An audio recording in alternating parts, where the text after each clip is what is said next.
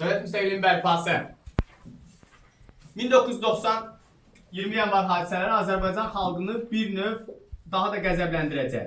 Və demək olar ki, Azərbaycan xalqını dünənə qədər dövlət müstəqilliyi ilə bağlı düşünmürdüsə, artıq bu gün dövlət müstəqilliyini bərpasını düşünür və artıq SSR-yə inam yox idi və SSR-dən çıxmaq söhbətləri gedirdi. SSR isə Azərbaycan xalqının bu qəzəbini bir qismində olsa sakitləşdirmək üçün təbii ki, burada xalq vəzirovu da günahlandırılır və 20 yanvar hadisələrində bunu sakitləşdirmək üçün Vəzirovu vəzifədən alırlar, Ayaz Mütəllibov gətirəcəklər hakimiyyətə. Ayaz Mütəllibov gəldi hakimiyyətə, Azərbaycan belə deyək də Komünist Partiyasının katib vəzifəsi dövlət rəhbəri vəzifəsinə gətiriləcəkdir. 1990-dan gəlir, 90-da demək olar ki, bir növ vəzifəni katib kimi, sonra isə prezident kimi səlahiyyətdən yerinə yetirəcək. 90-cı illərdə Azərbaycanda və SSR-də, bütün SSR-də prezident vəzifəsi təsis edildiyi üçün Azərbaycan SSR-ində ilk prezidenti elə Ayaz Mütəllibov olacaqdır. İlk prezidentimiz Ayaz Mütəllibov. Dedi ki, 1990-da Ayaz Mütəllibov gəlir, bu vaxt Heydər Əliyev də Naxçıvandan Bakıya gələcəkdi, daha doğrusu Rusiyadan Bakıya gələcəkdi və o burada qalıb siyasi fəaliyyətinin Xalq Azadlıq Hərəkatına rəhbərlik edəcək. Lakin onun buradakı siyasi fəaliyyəti bir çox dövlət rəhbərlərinin xoşuna gəlmədiyi üçün Heydər Əliyevi sıxışdırmağa başladı. Və Heydər Əliyev məcburiyyət qarşısına qalır, 1990-da gedəcəkdi Naxçıvana.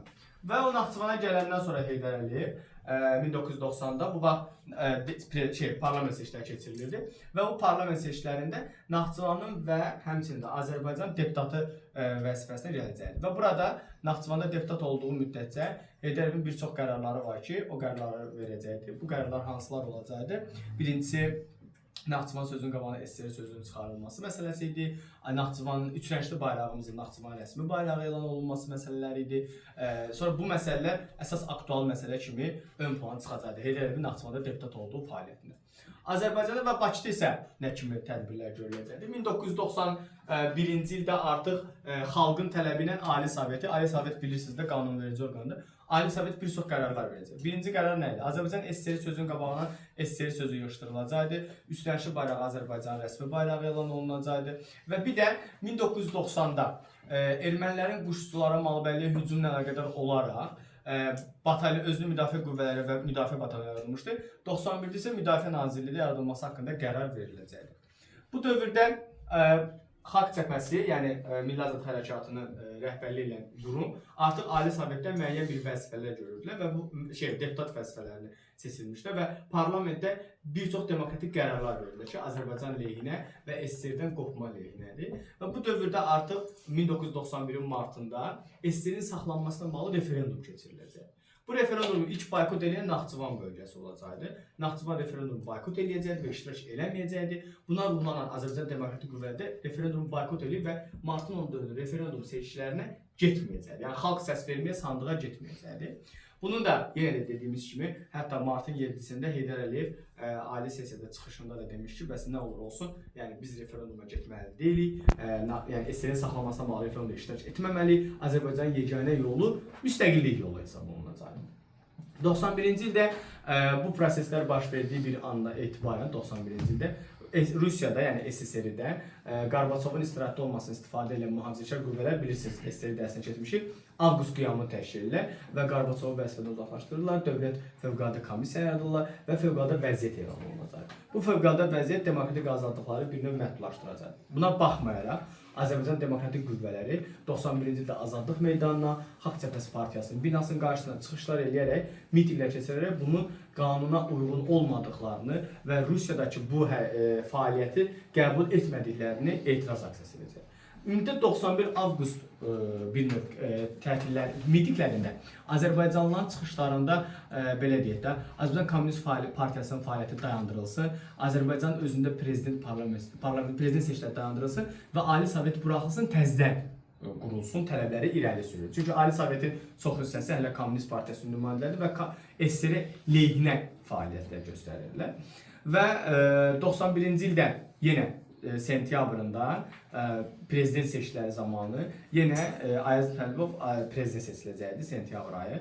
Yenə də Heydər Əliyev burada seçilməmə səbəbi qüvvədə olan Azərbaycan SSR-ni, yəni Azərbaycan Respublikasının konstitusiya aktında yaş senzi məsələsi vardı 110-cu maddədə. Orada ona görə də prezidentliyə namizədi verməyəcəkdi. Amma lakin bu dövrdə Azərbaycan Xalq Hərəkatına Heydər Əliyev rəhbərlik edirdi.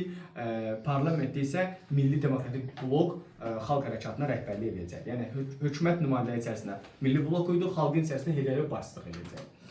1991-ci ildə ən aktual məsələlərdən biridir. 1991 avqustda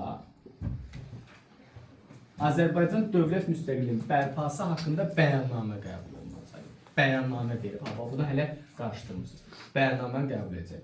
1991-in oktyabrında iqtidar qüvvələrlə AXCP nümayəndələri arasında Milli Şura yaradılacaqdı. Burada Milli Şura təqribən 50 nəfərlə ibarət olacaqdı. Onun 25-i iqtidar yönümlü olacaqdı.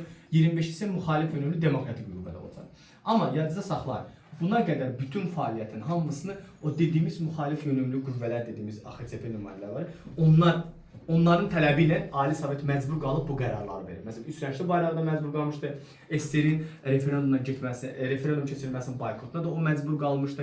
Yəni məcbur qalıb. Xalqın tələbini artıq qarşısında dura bilmirdilər də, məcbur yerinə yetirildi.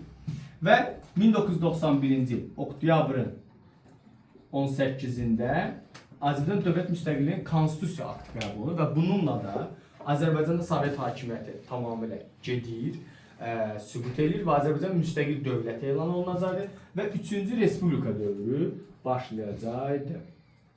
Respublika dövrlərini bir də təzədən soruşacağım, xəbəriniz olsun. 3-cü Respublika dövrü 1991-dən bu günə kimi. Konstitusiya haqqında nə öz əksini tapacaqdı? Azərbaycan suveren, unitar dövlət hesab olunacaqdı. Azərbaycan Respublikasında yaşayan hər bir vətəndaş Azərbaycan Respublikasını qoruyub və mühafizə etmək hüququna malikdir. SSR-nin Azərbaycanda olan bütün mülkləri Azərbaycan Respublikasının mülkləri hesab olunacaqdı. Hakimiyyətin mənbəyi xalq olacaqdı. Hər bir şəxs partiya yaratma, seçmə, seçilmə hüququ əldə edəcəkdi. Hər bir şəxsin işləmə hüququ var idi. Hər bir şəxsə istismar eləmək olmazdı. Qanundan kənar işlətmək olmazdı. Yəni bunların hamısını tamamilə verirsiniz Konstitusiya aktına, yəni xüsusiyyətlərlə. Konstitusiya aktında Azərbaycan Respublikasının məqsədi Azərbaycan dövlətçiliyi ənənələrini qoruyub saxlamaq, dövləti gücləndirmək və beynəlxalq aləmdə nüfuzunu artırmaq. 91-ci ildə oktyabrında Azərbaycan Respublikası müstəqil olsa da, lakin hakimiyyət tam da istədiyi kimi getmirdi. Çünki bu vaxt artıq ermənilərlə müharibə gedirdi, ermənilər tak-tak işğal edir, gəlirdilər və cəbhədə məğlubiyyət, hakimiyyət daxilində çəkişmələr, hakimiyyət orada mübarizəni daha da şiddətləndirdi. Ayaz Mütəllibov və onun ətrafı demək olar ki, məsələyə heç cürə müdaxilə edə bilmirdi. Yəni Qarabağdakı özbaşına müdaxilə edə bilmirdi. 1992-nin fevralında bilirsiniz ki, Xocalı soyqırımı oldu və bu Xocalı soyqırımı bunu xüsusi şəkildə qeyd edəcəyik onsuz da. Yəni Qarabağ müharibəsini keçəcəyik. Xocalı soyqırımının baş verməsi və bu müharibədə Çingiz Mustafa'nın video lentlərinin bütün Azərbaycana yayılması nəticəsində xalq hiddətlənəcəkdi və Ayaz Mütəllibov günahkar ediləcəkdi. Günahkar eləmə səbəbləri Xocalının qarşısını almaması və oradakı əhali mühasirəyə düşməsinə baxmayaraq, çünki Xocalı əhalisi 91-dən bəri mühasirədədir. Mühasirəyə düşməsinə baxmayaraq oradakı əhalinin çıxarmaq üçün hər hansı bir cəhdini eləməməsidir. Ona görə də xalqın tələbi ilə, demokratik qüvvələrin tələbi ilə 92-ci ildə martında Ayaz Mütəllibov istefa verəcəkdi və müvəqqəti hökumət Ayaz Mütəllibov istefa verdi və müvəqqəti hökumət Yaqub Məmmədova tapşırıldı. Bu vaxt Ali Sovetin rəhbərliyi yapıldı. Lakin buna baxmayaraq yenə məsələlər belə deyək də daha da qızışacaqdı. Çünki hakimiyyət uğrunda mübarizə, bu məsələnin hakimiyyətə gəlmə istəkləri, Ayaz Mütəllibov klanının, yəni tərəfdarlarının yenidən hakimiyyətə qayıtmaq istəkləri demək olar ki, böyük bir problemi daha da dərinləşdirəcək. Və bu dərinləşdirmə 92 mayın 8-də biz itirdik, Şuşanı itirdik, mayın 8-i 9-u və bu hakimiyyət böhranı daha da dərinləşdi. Və bu böhrandan istifadə edən Ayaz Mütəllibov tərəfdarları may ayında 14-də yenidən hakimiyyətə qayıdacaq. Yenidən hakimiyyətə qayıdacaq. Onun hakimiyyətə qayıtması, hətta hakimiyyətə gəlib fövqəladə vəziyyət elan edib demokratik azadlıqları məhdudlaşdırır Ayaz Mütəllibov. Hakimiyyətə qayıtması xalqın qəzəbinə səbəb olur. Konstitusiyaya zidd olduğu deyilir.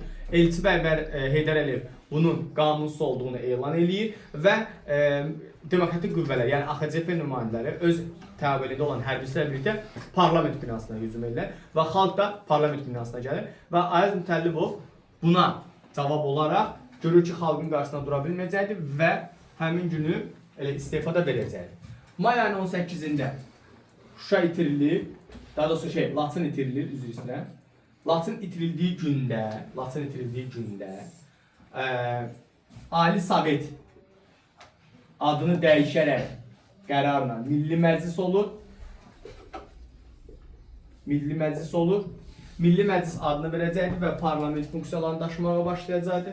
Bundan sonra isə, yəni Milli Məclis olduqdan sonra isə Milli Məclis sədri İsa Qəmbər olur. İsa Qəmbər bayaqdan dediyimiz demokratik AXC və Müsavat demokratik blokdur da bu. Müsavat partiyası vardı, bir də AXC partiyası vardı. Yəni bunların nümayəndəsidir. Beləliklə vaxtilə parlament kürsüsündə deputat vəzifəsi tutan bu insanlar indi artıq dövlət vəzifəsi tutmağa başlayırlar. İsa Qəmbəri Milli Məclisin sədri olması ilə AXC Müsavat cütlüyü hakimiyyəti legitimləşəcəkdir. Legitim, yəni qanuniləşir. Yəni dünənə kimi parlamentdə deputat olaraq tələblər irəli sürənlər artıq indi tələbləri icra edənlər olmağa başladılar. Başa düşdünüz? Legitimləşəcək. Və bundan sonra iyunda Azərbaycan Respublikasının prezidenti Əbülfəz Elçi bəy gələcək.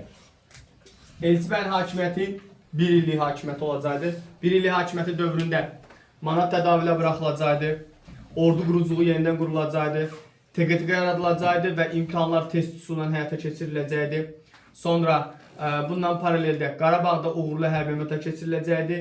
Erməni qüvvələri məğlub ediləcəkdir və bunların hamısı Elçi bəyin 1 illik hakimiyyəti dövründə olacaqdır. Bu da sizin 89-cu paraqraf.